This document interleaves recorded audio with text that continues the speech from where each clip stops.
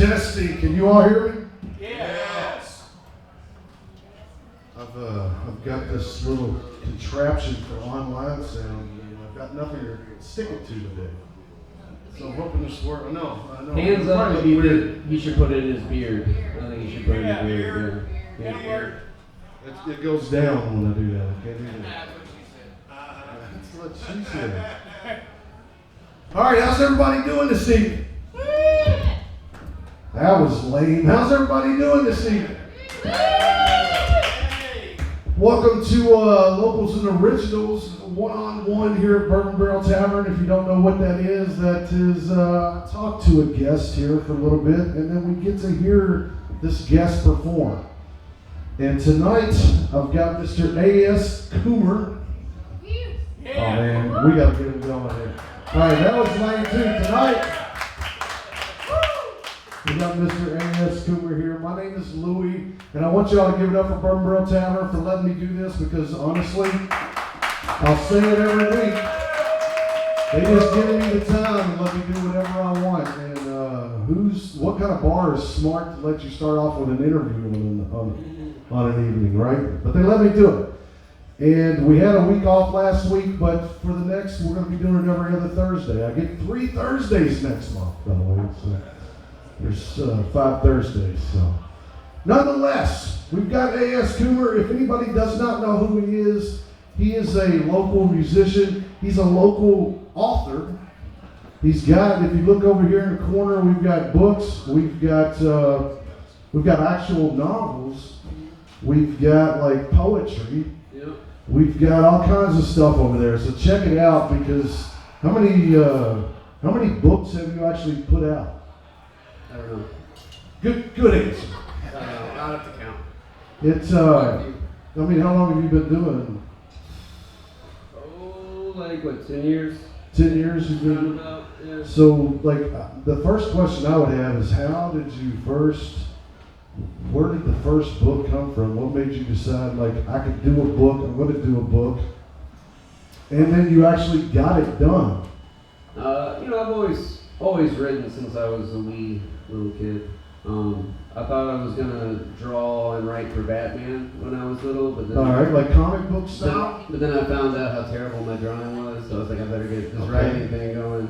And then I moved out to the country when I was real young, and that kind of forced me into my own head and into books, and books became my friends. So what was the first one that you did? First novel? Yeah. The first one that came out is a novel. That was the word I was looking for. That's the real word. I was just saying, like, yeah. The first novel is called Russian Steel. I have copies over there, which the covers are really cool. It's a painting on the front and back of 2 of the characters in the book that a tattoo artist, Cole Dunn, painted for the book. So saying you can't draw, so I know you didn't do that. Oh yeah, I didn't do it. But that's it's a coming of age story, also with a comic book, a non-visual comic book component to the story as well. That was my first one. And that was 10 years ago. Just a little sooner than that. So look at the merch table, and anybody watching on here, you can't see it because we don't have an active cameraman. We have a camera stand. But he's got several books over there. So how did you go about getting it published, the first one? Well, when you're reading books, you pay attention to who's putting out what. And I've always really liked the indie publishing world. You can take more risks than you can. Yeah, look at that. Did you just email? Yeah. And just reached out with a story, pitched, give them your little elevator pitch, and then like a 1-paragraph summary, like this is a story I think you'd like, and they bought it, and I sent them the story, and it's pretty cool, man. I mean, it's not something that everybody does, so that's pretty cool. As far as getting it published, what do you have to do? You send it to them, and they make sure you spell things right. I've read books where things are not spelt right. It's every publisher is different. I mean, you're always going to work with some editors. Are you still working with the same ones that you did, or a couple of them? Yeah. But I've got so many different books. See, I don't know how that works. Like, I know how it works. Like, in a musician, it's they get somebody to put out their music. But as far as like being an author, it's kind of like doing a single record with one record label. And doing it one record by record, shopping that record to a different batch of labels. So each book you release, you're kind of like... Yeah, I'm shopping it around. I'm trying to find it a home with the right publishing house. Yeah. So, what came first, like the writing or the musicianship, or? I would say writing came first. Yeah, I would say writing came first, but they go so hand in hand. Yeah, no, I mean I get it. That's especially with lyrics or whatnot, but not as far as like musicianship in itself. So you've always just wrote, and then you became them. You start writing songs. What I mean is like what came first, like writing stories or writing songs. Stories. Yeah, but poetry is always that was the genesis. That was the beginning. It was poetry. It's always been poetry. Hasn't really. Yeah. Well, we're going to talk about like you doing a couple of poems or whatnot tonight as well. Are you still doing that? I can. Is that something you've got in your head, or is that something you need to read off of, or? No. I'm writing typically like longer poems these days. Like the shortest one is usually around like 8 pages or so. So they're all kind of long. I won't read one of those here. I won't do that to you. But no, usually I don't memorize them. You know. We'll have to do that. I know we should have prepared, and I had you bring something up before we did this. Yeah. So you could do something while we're talking. Yeah. But as far as, okay, now where does the music go as far, you released a lot of novels, poetry books. What are you doing musically? What is your goal musically as far as, what are you working on? I'm always working on something. Right now I've got a very kind of experimental bipolar rock record coming out on Saturday. This Saturday? Yeah. Okay. It comes out at I should have did a little bit more research. Comes out at 11/11. Okay. On 420. Okay. Now, has that got something to do with the subject matter, or is it just a coincidence? That's a coincidental date. Okay. The record's called Picking Flowers for the Dead.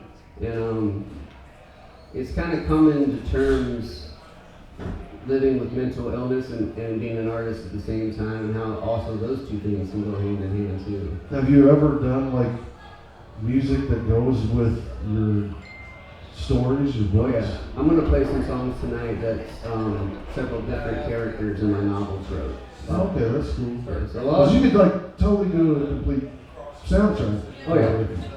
Is that something you want to do? You have done? You will do? Or? I got this one novel. It's called Shining the Light. It's a fictional biography on a musician who never existed. His name's Homer and Tumbra. And he had these very experimental concept albums that have this big interlinked stories. And I thought about doing 1 or 2 or 3 of those records. Yeah, that would be cool, man. That's something that you could do that most people could not do. That would be very unique to do. You gotta pull it off though. So, is this? Yeah, I get that. Is this music you're coming out with Saturday? Is this self-release? Oh yeah. It'll be on all the streaming services, you know. And there's also for the whole 5 songs. Sorry. There's a full album visualizer that Cam Chaney of Flying Saucer Records made. So that'll be coming out too. From Gemma. Yep. It'll have some trippy visuals that you can listen to, because the record is really it goes from like an alt country folk sound to really psychedelic Americana. So it's full band. Yeah, I did everything. That's one thing too. He normally does like a full band. Tonight you're just doing acoustic, right? Yeah. So. Yeah. But with this record, I did everything. Yeah. Oh, did you? Yeah. You played everything? Mm-hmm. All right. Yeah, except for the drums. The drums, I found cool drum machines, and I did all kinds of like crazy stuff and programmed them. Self-recorded? Oh yeah. Yeah, I'm building a studio in my house slowly but surely. For yourself, or are you gonna do it for others? Or? I do it for my friends and Yeah. other people, you know, but it'll be super selective. So. Yeah, no, I get that. What's the most recent novel you've done, or poetry? Like you did poetry books as well. Now, Yeah. I'm assuming, because I'm going to be honest, I haven't read a lot in my life, but I'm going to now, because I'm getting educated here. It takes a lot of poetry to do a poetry book, right? I mean, so is that something you're constantly doing? Do you have thousands, or how does that work? Like, are they like random poems, or is there like a subject matter that goes through the whole thing? How does that work?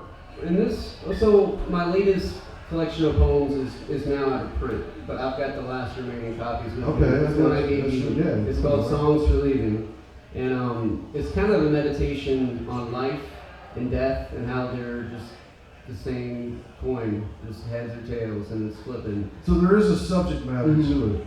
But I've also had chapbooks, like limited edition, hand printed chapbooks come out that were completely different. Like every poem is different. And like my first collection, which I also have over here, is called Flirting with Disaster. It's more of a hodgepodge. It's my first collection, so it was just 60 of what I thought were my great poems right now. Yeah, I got you. Now, my first question was, how many have you published? Do you have any idea of how many books, novels all together that you really have published? No, I have to know. Is it, I mean, like, are you I talking? would say like 13, 14, 15, something Have you like really? that. Yeah, something like that. And the most recent one was? The most recent one is Songs for Leaving, but the most recent novel that I have released is that big old pink thing over there. It's called Bird Little Monster, and it's a serial killer novel set here in Elizabethtown and in Louisville, and I introduce this character, the Derby City Butcher. The Derby City Butcher. Yeah, it's gnarly. It's a subversive novel. I have been accused of torture porn by several people online for it. Is that what's in there? Yeah, so approach it with Does caution. it blur it out? It's a wild book. How's it end? I mean, if you give me $20, I'll tell you. Well, I get it. So how do people find, like, if anybody's watching on here, how do anybody find out about you?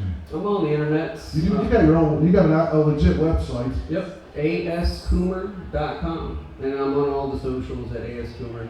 Ascoomer, Andrew Scott is my name. All my friends call me Drew. But I always write and I've publish. always wondered that because I first met you and you was playing, Ethan, your brother. I think it maybe came in on the radio show, and then you all had played out here, and I knew you as Drew. And now that makes sense to me. I didn't know what the AS stood for. I thought you just made that up. See, all those years, I thought it was like a stage name. So that's cool. All right. And do you still play any with your brother? Anything? Oh yeah, Ethan is in.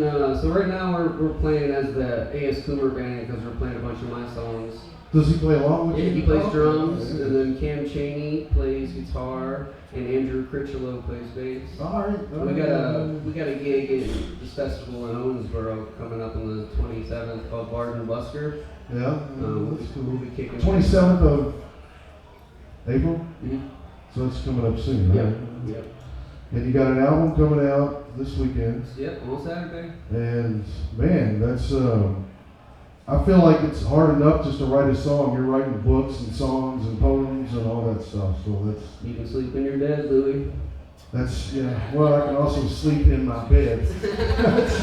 That happens a lot too. Yeah. But I mean, I don't know. I think it's very impressive to do all that.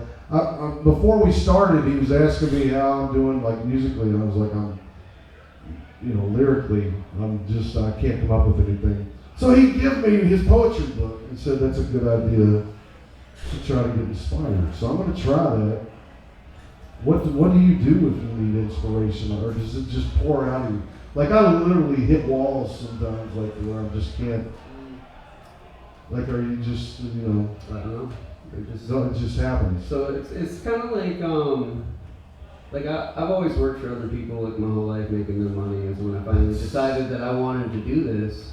You have to be your own worst boss. I wake up every day at the same time and I put my ass in the chair and I write, Oh, do you really? Yeah, so it's like every single day, like I'm producing it. And you gotta think about it like Ray Bradbury did. You gotta have some weird dreams, don't you? Oh yeah. Ray Bradbury said he wrote one short story every week. So at the end of the year, he had 52 short stories. Percentages are in his favor. Some of them are gonna pay.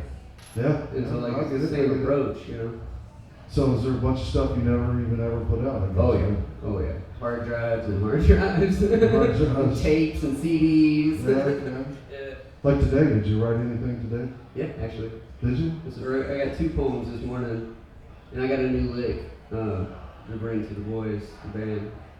All right. See, I feel like I'm a failure completely.